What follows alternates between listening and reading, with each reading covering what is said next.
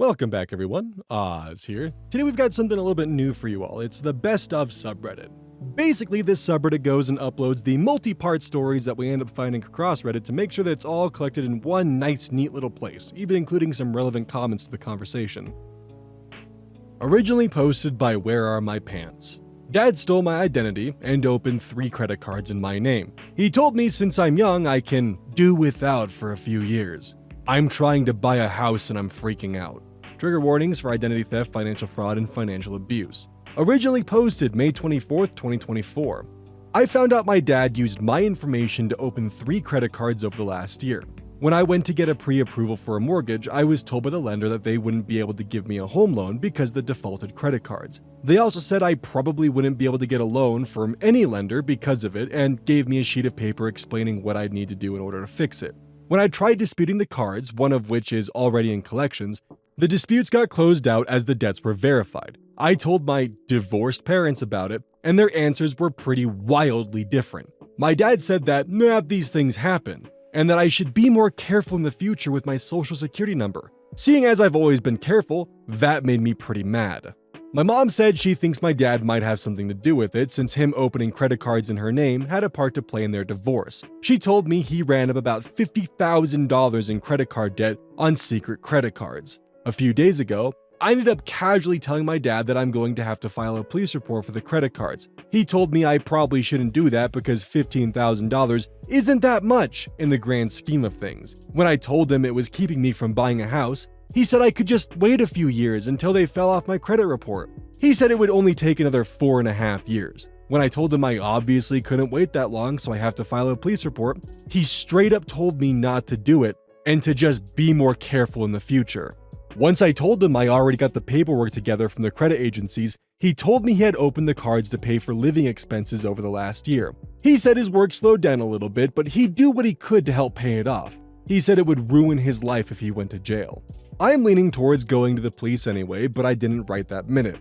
I have everything in front of me today to go make the report. I guess I just want to make sure turning it over to the police is the right thing to do here, especially if I'm wanting to buy a house this year.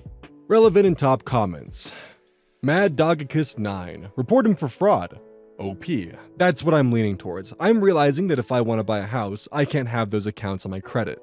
Grace Stranger Than You. If he wasn't your dad, you'd have reported him already, right? Well, think about it this. Why didn't he give you the same respect and not ruin your credit because he's your father? Update, May 25th, 2024. I spent about half of the day reading everyone's comments and it pretty much solidified what I was going to do. The process itself was pretty easy. I went to the police department and the person at the front desk had asked me to wait about 10 minutes before an officer came out. We talked for about 15 minutes and he made copies of all the paperwork I gave him. He told me the case would be assigned to a detective on Tuesday and gave me a pamphlet they had about how to contact the credit agencies. I was given a report number and was told that I could use that now to start disputing accounts. A detective was going to follow up with me in the next couple of weeks. I asked what would end up happening to my dad and the officer said it looked pretty clear-cut to him, but the charging decision is 100% with the state attorney's office. He said if they decide to pursue charges, he'll likely get a warrant put out for his arrest. He also said that typically if this is his first felony, he's probably going to get some sort of pre-trial diversion with court supervision or probation. He probably won't go to jail for years, but if he gets picked up on a warrant, he's going to spend at least a little bit of time behind bars. I've decided I'm okay with that because it's obvious to me he did this purposefully. He's never been arrested before, so hopefully this is a wake-up call for him. At the same time, he completely did it to himself. I'll update whenever I learn more. Relevant and top comments. Matthew Lee Hess. Play stupid games, win stupid prizes. Sincerely hope everything works out well for you. OP responds with, I think it will. From what I understand, it might take a month or 2 for the cards to come off of my credit, but once they do, my credit score should shoot way up. Jewel Flip. Well done, OP. I was so mad on your behalf reading the first post. It would take everything in me not to use his words against me. Jail time? It's just a few years. You ruined my life? No, you did by trying to ruin mine. I hope the marks come off your credit report like it's made of Teflon. Good luck on your homeownership journey. We've actually previously had stories on this channel about family members using one's credit for their own personal and nefarious gains. Specifically, I think boomers being fools with the grandparents trying to get access to the child's social security number. You gotta be really careful about that, and unfortunately in this specific circumstance, there wasn't really much that OP could actually do about it because it was their father. Except for, of course, doing exactly what they did here. Am I the asshole for serving my guests disgusting food, plus 18 months update? This is originally posted by Complex Ad 5616. Original post, November 11th, 2022. I was at the butcher looking for some cheap meat to use for tacos at my housewarming party. My wife got me a kick-ass new smoker and I wanted to try it out. The butcher mentioned that he had some beef tongue and beef cheeks. I went weak in the knees. I love those cuts of beef. So much flavor, and proper barbacoa is made from that. So I picked it up. I prepared it the way I was taught by my grandfather. It was awesome. Smoking makes it so tender. I made tortillas from scratch as well. We had our party and everyone enjoyed the food, until my wife's brother's girlfriend asked for the recipe.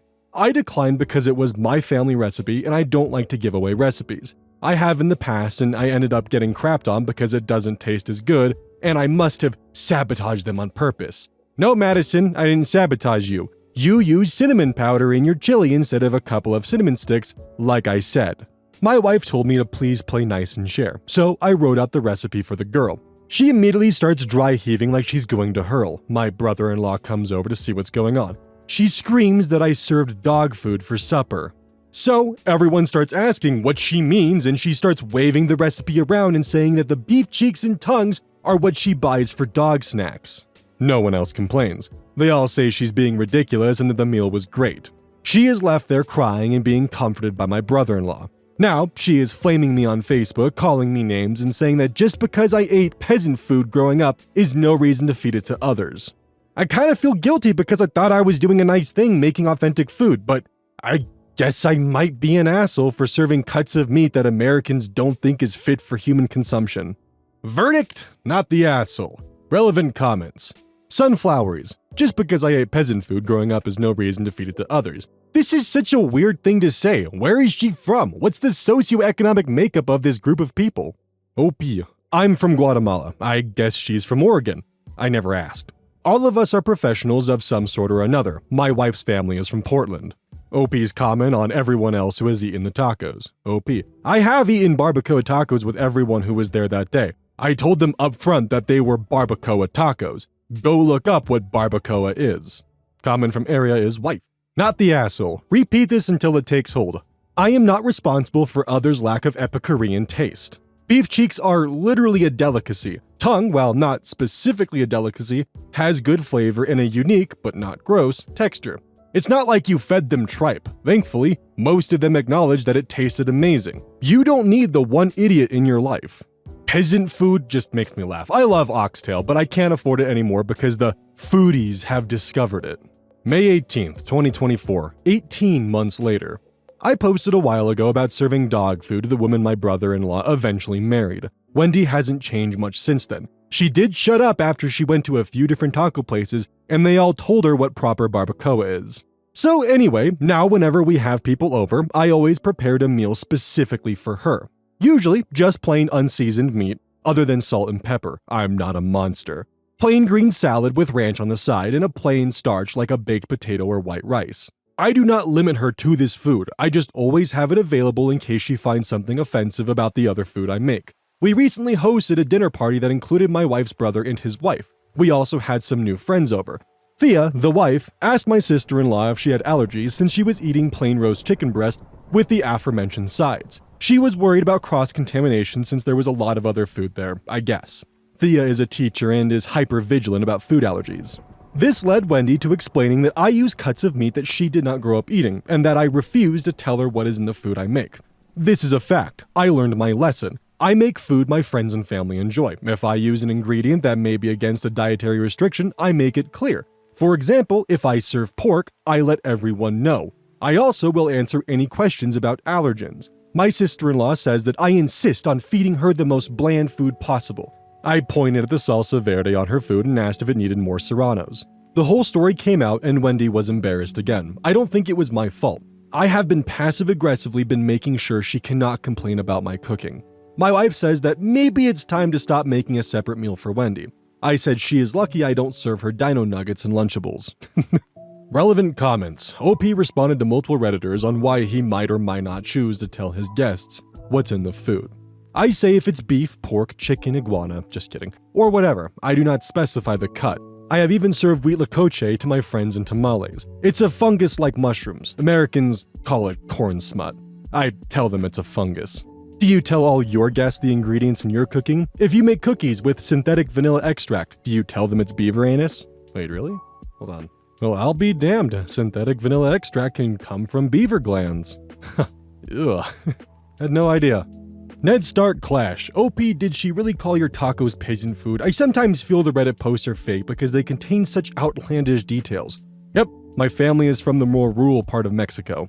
Petula Fairy 3. I do not limit her to this food. So you're making a meal for everyone that she's welcome to participate in, but also preparing a second meal just for her in case she doesn't like the main fare. That's incredibly thoughtful and polite of you. If she's embarrassed about eating the special meal, she doesn't have to eat it.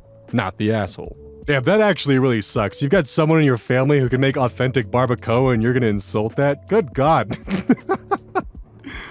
And yeah, I'll admit, when I was younger, I was one hell of a picky eater. The taste, the texture, and like just everything had to be on its own and easily identifiable. And it wasn't until that I actually went to Wyoming to visit my great-grandmother and went to a restaurant where they served the meal in front of me as cowboy style. I don't know if that's what it's actually called, but that's what my dad called it. And it was in that moment that I had my own personal ratatouille moment, where I realized that flavors and textures mixing wasn't always a bad thing and could actually be really good. And since then, I've been pretty experimental with my food choices.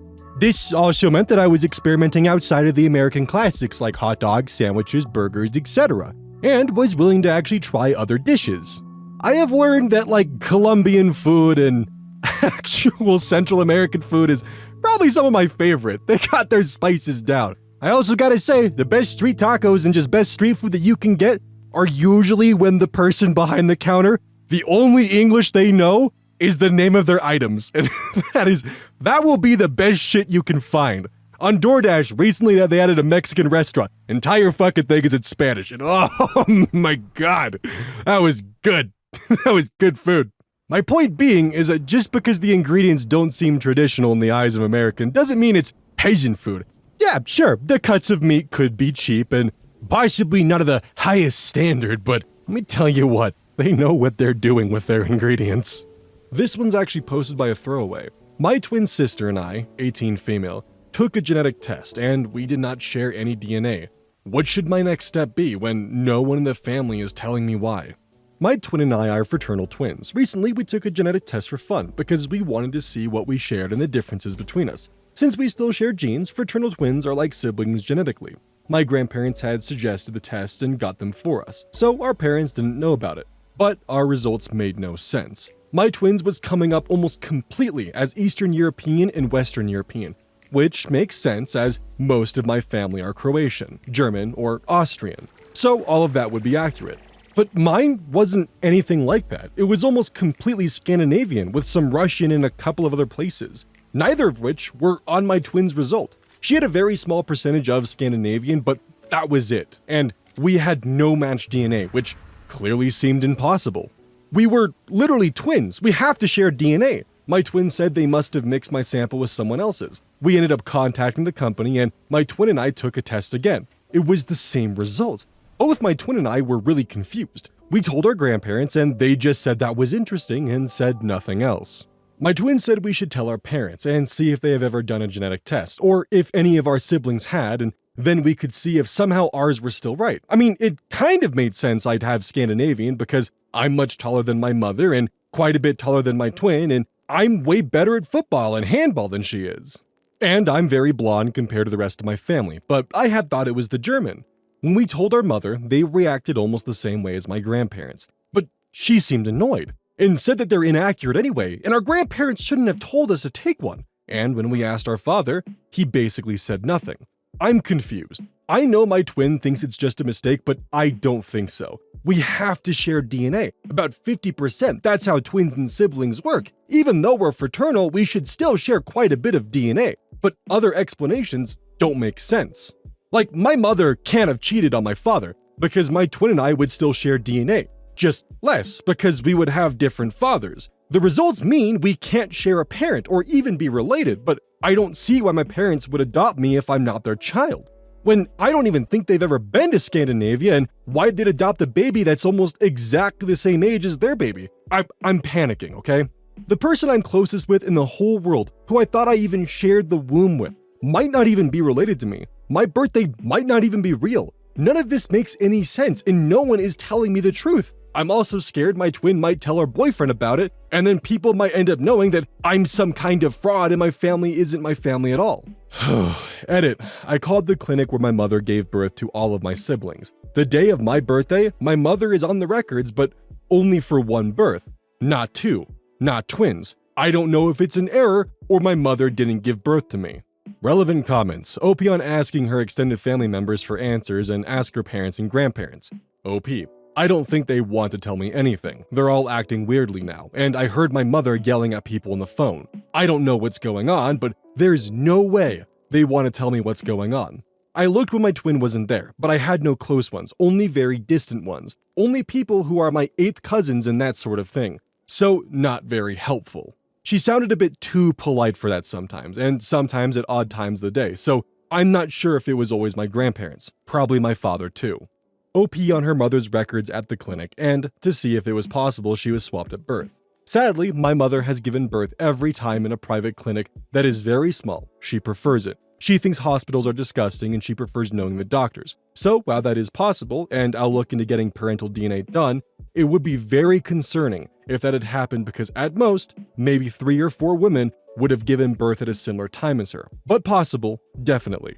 OP on getting her birth certificate from her parents, which might reveal more details on her background.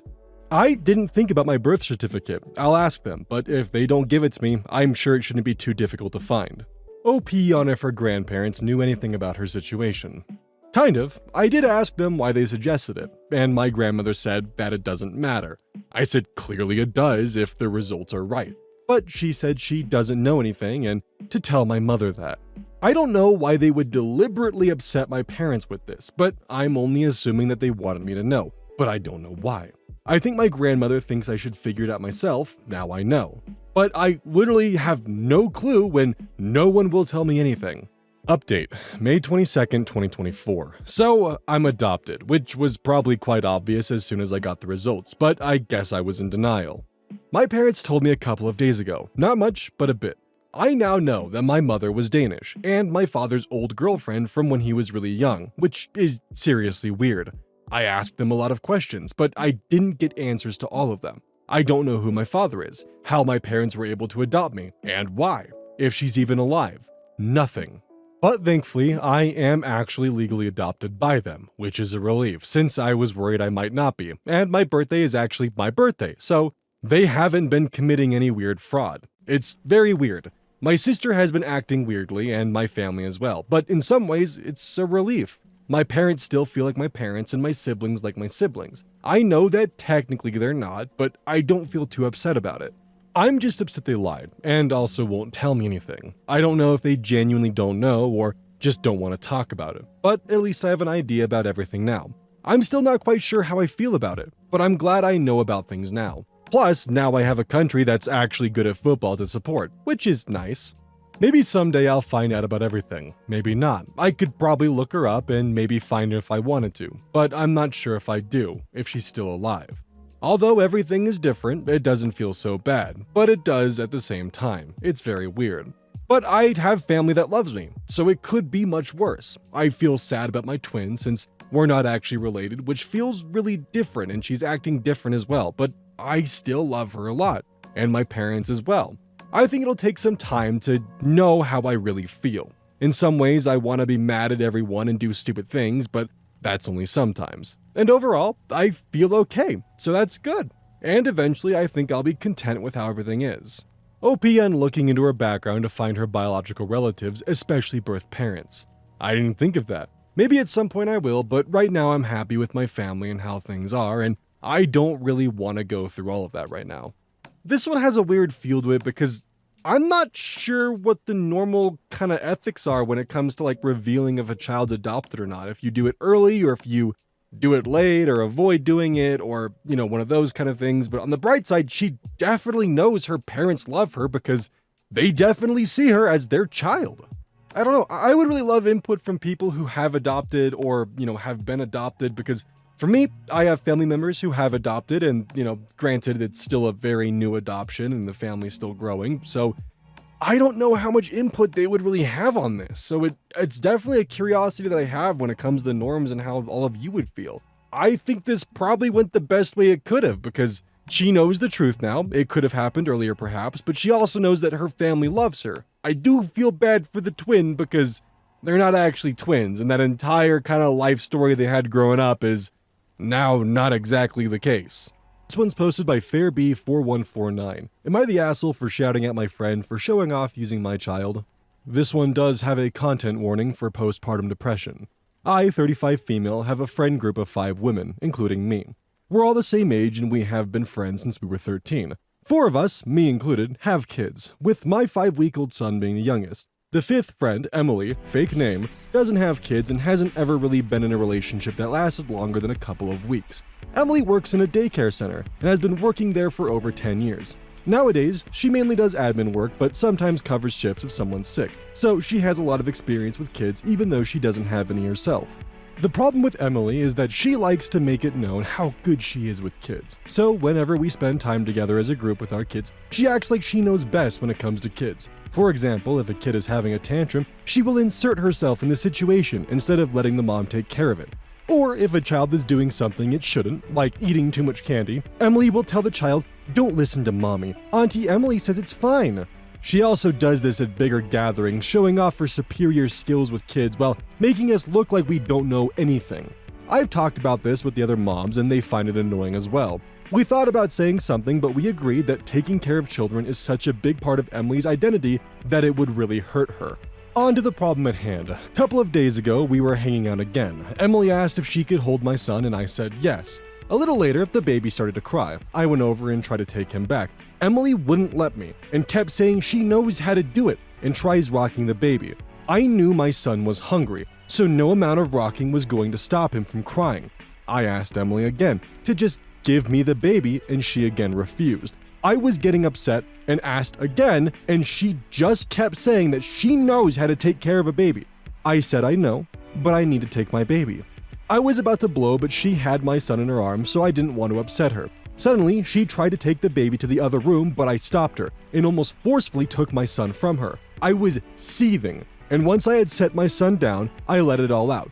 I shouted at her that she has no right to keep me from my child and that even with all of her experience, she can't go over me when it comes to my child. I also told her that I'm sick of her trying to show off her skills using my child. She was really upset and left shortly after. I don't think anything I said was wrong, but am I the asshole for shouting at her? My friends do think it's something that she needed to hear, but going off on her like that might have been too much. OP is voted not the asshole. 5 days later, new post. Thank you all for your comments. I was happy to see that I wasn't completely out of line with my outburst, but I agree that the way we had been handling or not handling the situation wasn't good. We tried contacting Emily right after that incident, but she just messaged our group chat that she was busy and she'll get back to us. I managed to get a hold of her after the post and invited her to have coffee at my place on Sunday. We met with one other friend from the group. We thought having all of us there might be too much pressure. My husband took the baby to see my in-laws, so he wasn't there. It was a bit awkward and didn't get better. I started by apologizing for shouting at her, but told her that keeping my child from me wasn't acceptable behavior from anyone. I told her that we know that she is good with kids, and the kids like Auntie Emily very much, but sometimes she oversteps and gets in the way of how we want to parent our children. My friend gave a couple of examples of situations, but Emily refused to see any problem with her behavior. Emily got really defensive and told us that we are really ungrateful for all the help she has given, and she has put so much effort into the kids that aren't even hers. I told her that of course we are grateful for the help, and all we need is for her to be a bit more mindful in certain situations. She doubled down on nothing being wrong about the way she acts. She also started getting nasty about our parenting and bringing up things that we did wrong. I know myself and my friends sometimes make mistakes, as do all parents, but my friends are great moms who love their kids and would do anything for them. Then she got really angry and told me that I don't deserve my child as I didn't even want him. Background to this is I was hesitant to keep my child when I found out I was pregnant since I had some mental health issues and I was really scared that I would get PPD and might not handle taking care of a baby. I'm so happy that I decided to have him, but it was tough back then, even with my husband being really supportive.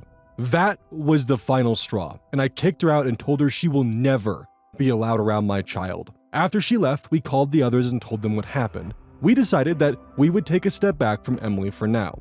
Emily has since blocked all of us on everything. One of our other mutual friends told us that Emily has been making Facebook posts about fake friends who don't appreciate her help and advice. She's not naming names, but everyone knows she's talking about us. Most people have seen her in action at get-togethers, so they understand where we're coming from. For now, we're keeping our distance, and maybe if she realizes the problem and apologizes, then we might reconsider.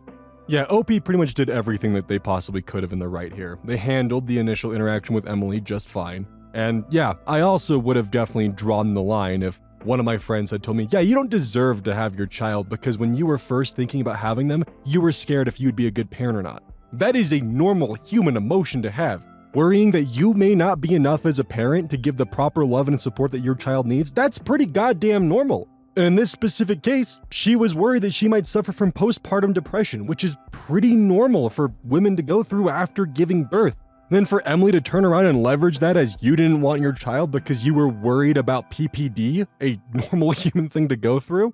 Yeah, that's really gross. And that's not even covering the early phases of this where Emily was overstepping boundaries and giving kids food that the parents said, no, you can't have this right now, or no, you shouldn't be doing this, but no, Auntie Emily knows best. Yeah, she crossed several lines, got called out for it, and then started vague posting on Facebook. That's pretty gross behavior. Don't forget, this is brought to you by GamerSups. Use code ODDS at checkout. It's basically a caffeine powder that you put in your water, and I actually really like it. I use this on a daily basis. Don't forget that every purchase you make using code ODDS directly supports the channel. And if you want a personal recommendation from me, I would either recommend the Soda Pressing Pear or Dragon Fruit Punch. Those two are currently my favorite flavors. And as a note, once we sell a certain amount of stuff, I get my own flavor and my own cup, and you all know I'm gonna choose some degenerate shit that's gonna make their PR team squirm. My goal is to make them regret partnering with me. So please, use code ODDS at checkout to make my dream come true of making a PR team squirm.